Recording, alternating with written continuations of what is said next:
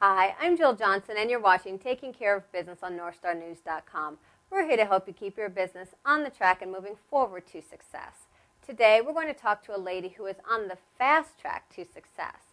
From last year to this year, she opened a second office, doubled revenue, and now she's launching a new business line. I don't know when she finds time to sleep. We're going to talk about how she got herself on this hyper-growth path, the challenges that she has had along the way, and she's going to give some advice to those of you who are ready to take your business to the next level. Before we meet our guests, let's check in with our Market Watch correspondent, Marjorie Perry. Hi, Marjorie. Good morning, Jill. What are you going to talk about this week? We're going to talk about the statistics that came out for the unemployment rate for June. We need to look at that. We need to talk about the stimulus package and find out, do we need to put more money in the economy? Biden had a long conversation this week on ABC, so we'll talk about that a little bit. And also a little tips on, listen, business people, we better make sure that we have money in our accounts because the fees are going up. That's what we'll talk about today. Thanks, Marge. We'll be back to you in just a few minutes. So now let's meet our guest, Tamara Mangum Thomas, founder and president of Sharpened Image, Inc. Sharpened Image, Inc. is a premier provider of strategic human resource management solutions. These solutions include human resource management, traditional staffing solutions, and training. Tamara, thank you so much for being with us today. Thank you very much for inviting me. So, Tamara, tell us about the changes in, now people say human resource management rather than just HR, or some people say human capital. Why is this? Why are people making the distinction today? Well, because of the growing need of the workforce and also the corporations. We find that corporations have a tendency to rely on different sources to procure not just resources from a people standpoint, but also from a strategic standpoint. So for organizations like mine to be able to offer the total human resource management solution to include operational approaches as well as people is a value-added benefit for those organizations. Now, let's take it down a notch and really explain to our viewers out there, what does all of this mean? Because some people think, when they think of human resources, they think of just hiring people. But it's really so much more than that. So tell us a little bit about what it is that you help companies to do. Okay. Let's take it a step back even more. It is the ability to align organizational processes and procedures and practices with the element of people. So by being able to offer all of those solutions to corporations ensures that the organizational vision and goals are being met. So it's crucial that organizations look at the total picture when they're designing or mapping out their strategic vision for the next year. So that means that leaders of organizations really need to have a strategy, not just hire this person here and another one-off person there. Exactly. Exactly. Talk to us about how you help them to develop that strategy. Okay. We go into organizations and we do what we call a needs assessment. And we look at the organization from the outside in. And a lot of people tend to look at organizations from the inside out, which is definitely a bad idea. Because what you want to do is not only assess what's going on inside of the organization, but what are those environmental elements that are affecting the organization on the inside. So what we do as human resource management specialists is we go in and we assess those needs in different various areas and align them with what's happening in the market. So give us an example of something that you've done with a company, and let's talk about a little bit more small size. Okay. For a small size company, what we would have the tendency to do is go in and create an operational approach for them in the areas of structure, management, staffing, whether it be they may call and say, Tamara, I'm really having a challenge identifying what types of people I need to hire. We'll go in and we'll do a work analysis for them and really outline what those specific needs are based on what they do. We see a lot of companies hiring staff just to hire them. They think that they need an administrative assistant when they really need an office clerk versus an administrative assistant and or in the reverse. So we go in and we do a profound work analysis with the owner, the manager of the organization to identify where those gaps are. And I think for small business owners that can be especially crucial because many entrepreneurs will find themselves working until the wee hours as they figure out, I need to hire someone. They hire someone only to feel like they're working even longer hours and generally cleaning up after the person that they just hired. Exactly. let's talk for a minute, and about the services that you offer to the large corporations, and tell us even how you got started with offering services to larger corporations. Okay. For larger corporations that we do business with, we tend to focus more so on the staffing initiatives, our traditional staffing component, where we do temp to perm and permanent staffing initiatives for them. And typically how that happens is they'll call us in an order for a specific need. They'll say, I need a legal secretary. And we'll go on the hunt for that perfect person to fill that gap that they're looking to fill, whether it be permanent or on a temporary basis. Sometimes we have specific requests to come in and do training. And we'll go in and do things like customer service training. We'll do workplace ethics, which is really, really huge right now.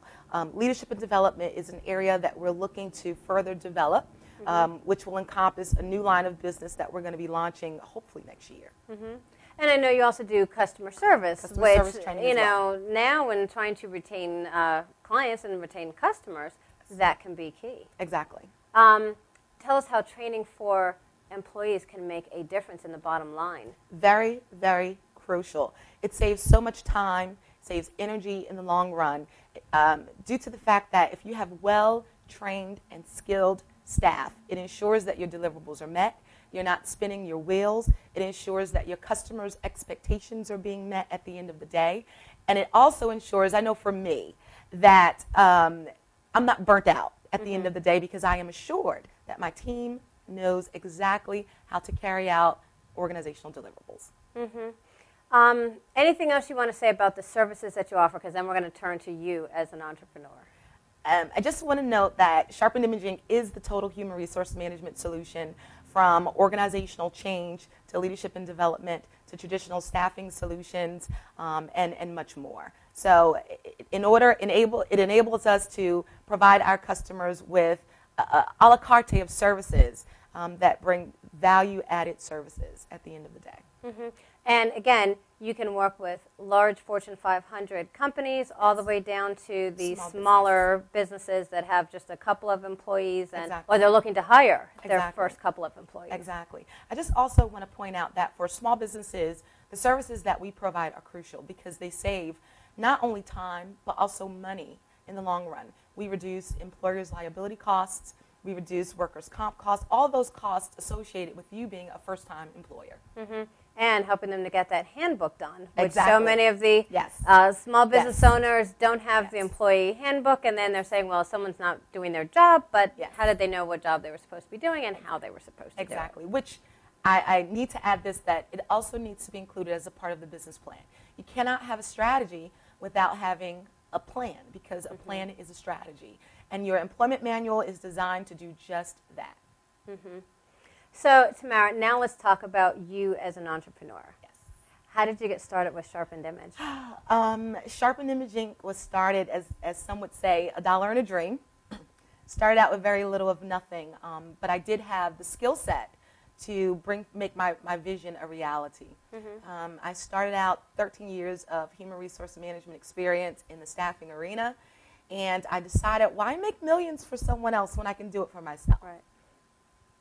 Nice. And so then you launched, and tell us how you went about acquiring your first few clients, because this is a very relationship-driven business. Yes, very, very much so. It's also very competitive. Very competitive. It's contract-related as well. I would say 90% of the business that we do is contract-related.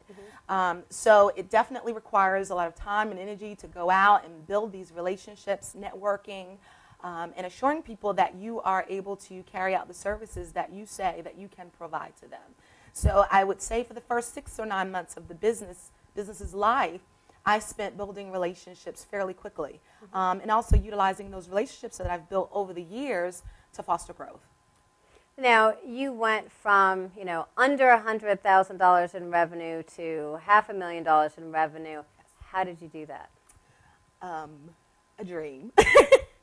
I pretty much began to acquire the right staff to manage my internal operations while I went on the outside and focused on actually selling the business. It's so important, and this is what a lot of small business owners fail to realize, that once you acquire your first customer, it's not always a great idea for you to service that customer directly as the president of that company. You need to be able to hire talented staff to service the customer while you go out and secure more lines of business. Right. So it's important for owners, and we do this so often, to work on the business versus in the business. So that was my focus.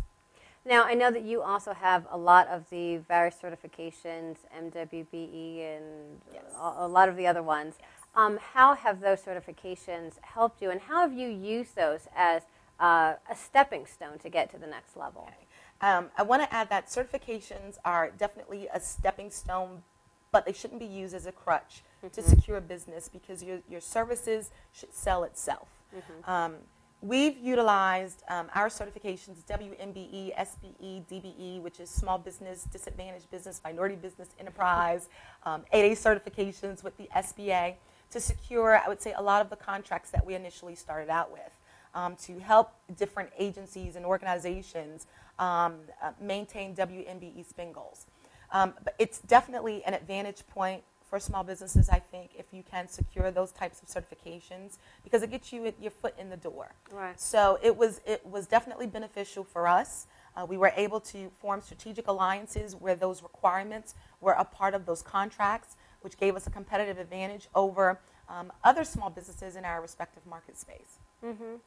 Now, how can, and I want to put this delicately, how you've used them to help you get to the next level, how can they also be a challenge for some businesses? Well, and this is just my perspective. I'm going to kind of put this out here, is that for some small businesses, they kind of utilize the small business certification as a tool, I want to say, almost as if the government and or corporation should give you this business because you are a small business, which isn't necessarily true. It becomes a crutch. You depend on it, you rely on it just to secure business, and that's not the strategy. While some sell their 8As and their small business development certifications and all that kind of stuff, I tend to sell my service versus my certifications. So a key is not to sell your certifications, but to sell the services that you provide, and the certifications is just an added bonus.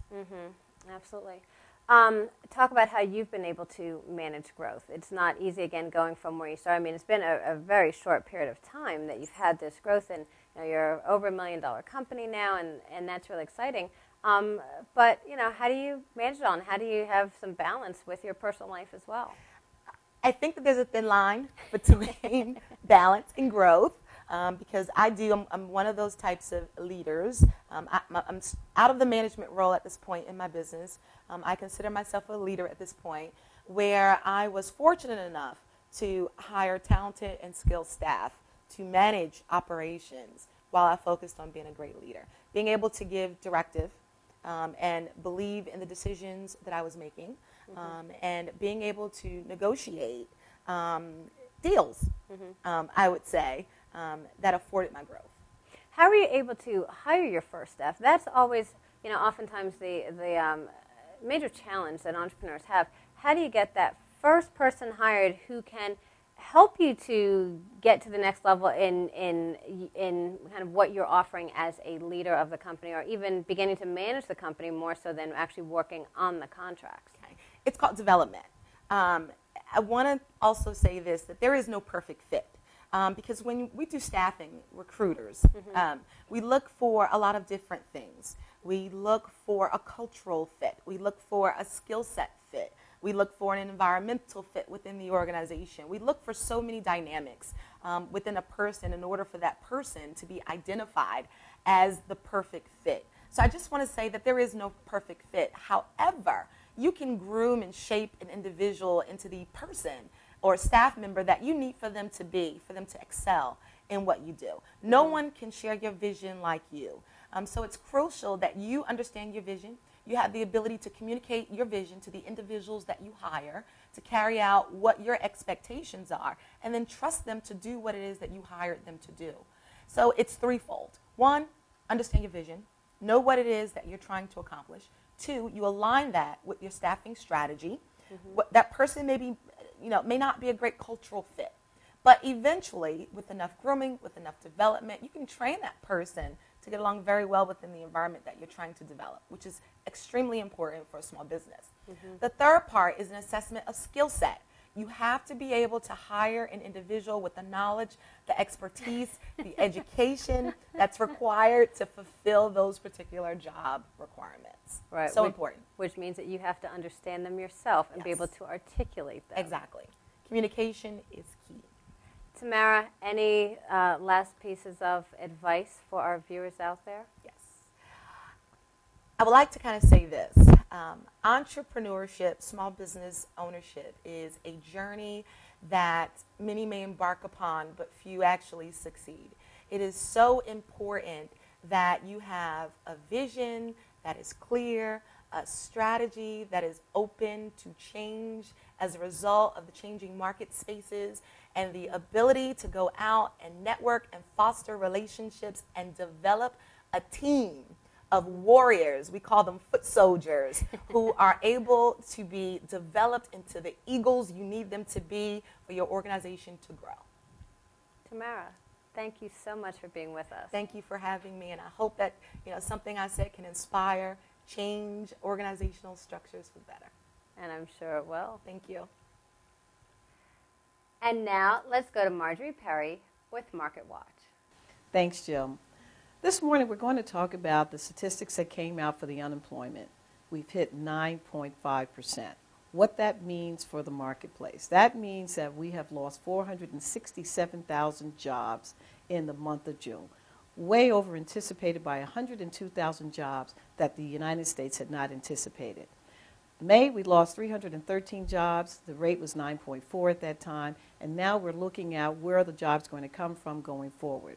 Biden and also Obama has already stated that they've underestimated what they thought the unemployment rate would be. They thought it would go higher than 8%, but as you can see, it has hit 9.5. All economists are anticipating that we will hit 10% by year end. On another note, we're going to look at, are we supposed to put more stimulus dollars? Big conversation on all the talk channels this weekend about we need more money to stimulate the economy. If we do not do that, what is going to happen to all of the people in mid-sized life, small life, as well as the poor? We are currently in a situation where no one quite knows what to do. So we'll stay tuned to that. We'll look at that conversation as we go forward. Are they going to come up with more stimulus dollars to put in place? We don't think that's the best way. Obama is a little fearful of that, but they certainly have acknowledged that they did make a mistake on that era. And the last thing we're going to talk about, bank fees. Businesses today must pay attention to that the fees are going up. Banks are losing money. How do you improve? You make sure that there's cash in the bank. You make sure you understand what the fees are going to be, and make sure you read your disclosures at all times. Jill, back to you. Marge, how are these issues going to affect our small businesses? Well, I did a lot of research this week, Jill, and one of the things that's going to happen with small business are two things. I always like to look at the positive as well as the negative. The negative is that it's going to hurt them a little bit on attracting new business. But the positive, there's a lot of talent that's becoming available. So here's a good time if you needed to put a project manager in place, maybe a COO in place, a CEO in place, someone that can help your core competency go to the next level. This is a really great time to get out there and find that person who's willing to work and do whatever they need to do to keep their skills sharp until this market takes a turn. Marjorie, are small businesses seeing help from the stimulus dollars? How are they really benefiting right now? I did a lot of research on the stimulus this past week. I really wanted to put my fingers on it, and the pulse is this. The stimulus dollars are primarily going to large projects that were already prepared to go. Shovel-ready projects. Shovel-ready Right. project, primarily roads, highways, anything that was ready to go, including some construction if it has something to do with federal government. This is a great time for businesses to become certified as 8A businesses because they're certainly looking for small businesses to participate in the stimulus dollar plan there. Now, if you're outside of that box, I think business is very, very much in a contracted place. Businesses are not finding the new businesses that they want. If you're large corporations like a Prudential, et cetera, they're not buying widgets. Where do you go?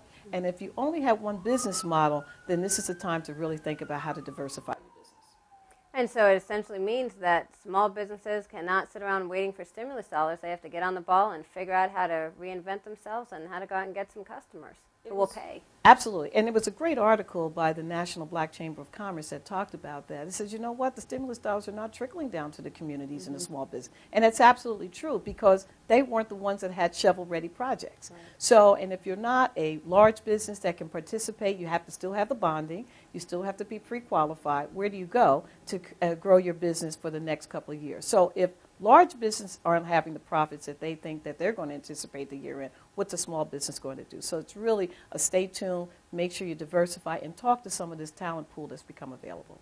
Right. Well, thanks for keeping us abreast, Marjorie. Thank you. If you have questions or comments, or you want to learn more about Sharpened Image Inc., go to Taking Care of Business on NorthStar News. Also, be sure to follow us on Twitter. That's our show for this week. When you leave us, remember to take action toward your goal and believe in your own success. Keep watching Taking Care of Business on NorthStarNews.com. I'm Jill Johnson, and we'll see you here next week.